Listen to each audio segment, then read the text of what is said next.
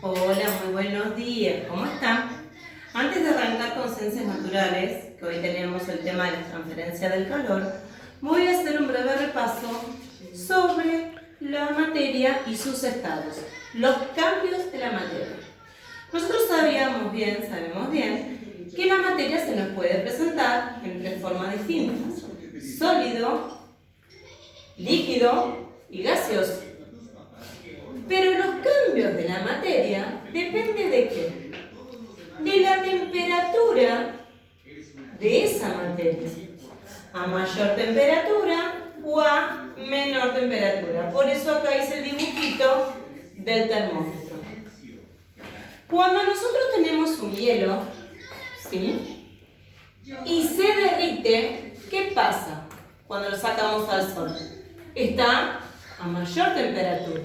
Entonces, por eso se produce que se derrite. Entonces, ese paso de lo sólido a lo líquido se llama fusión.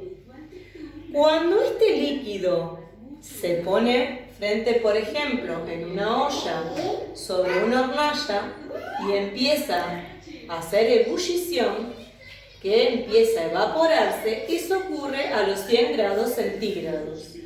Entonces, cuando pasa de líquido a gaseoso, con calor, que da y provoca más calor, ¿sí? Que es el estado de ebullición, se llama vaporización. Volvemos. De sólido a líquido, fusión. De líquido para gaseoso, que se refiere que se necesita más calor, como di el ejemplo en estado de ebullición en una olla, bueno, eso se llama vaporización.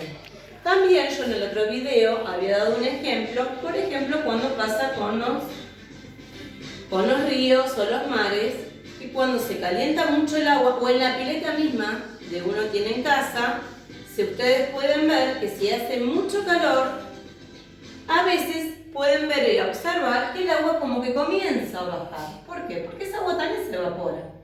Y forma, ¿qué cosa? Las nubes. Ahora, la inversa. Cuando nosotros tenemos una olla, supongamos que esta es una tapa, le ponemos la tapa a esta agua que se está calentando a fuego máximo y la levantamos. ¿Qué vamos a encontrar? Pequeñas gotitas en la tapa, ¿sí? O por ejemplo cuando nosotros nos bañamos, que todo se empaña. Eso que se empaña, ¿qué es? Es el vapor del agua caliente. Y comienzan a caer esas gotitas, ya sea en la pared o en el vidrio.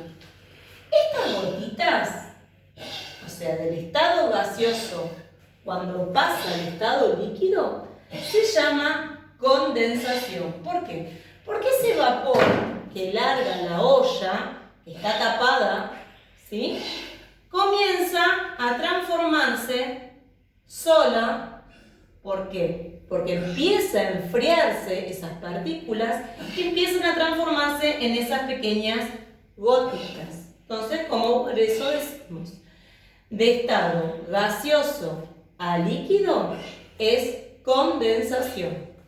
Ahora, de estado líquido a sólido, cuando nosotros tenemos una botella con agua y la volvemos a poner en el freezer, ¿qué pasa?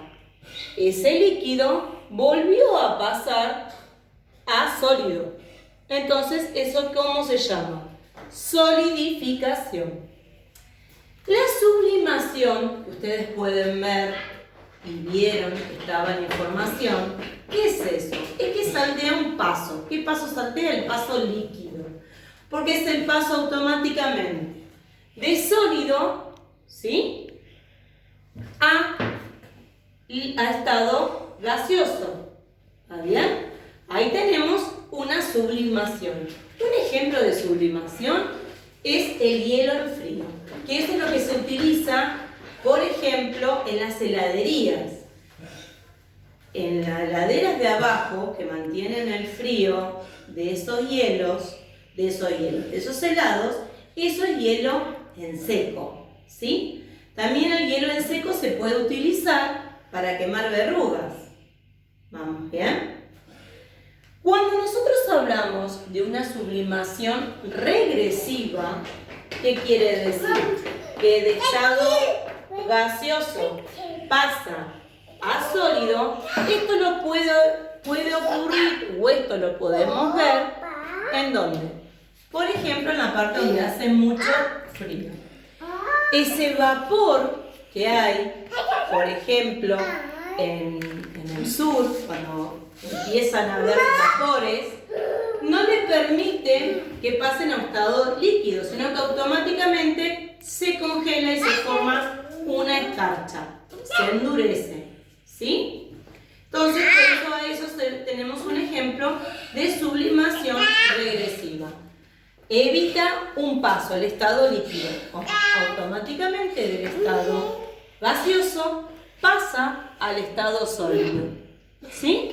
Como doy el ejemplo, en los lugares de mucho frío, por ejemplo, cuando decimos también que estamos en Bariloche, cuando intentamos prender ese auto, decimos que se congeló automáticamente ese líquido que estaba ahí, ese gas que estaba ahí, no ese gas que estaba ahí.